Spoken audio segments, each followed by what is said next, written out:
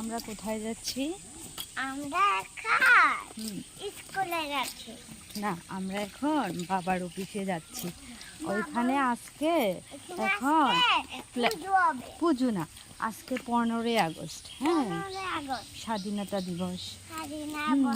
আজকের দিনে আমাদের কান্ট্রি ইন্ডিয়া স্বাধীন হয়েছিল। বুঝেছো? বুঝেছো? ইন্ডিয়াটা অনেক দূরে।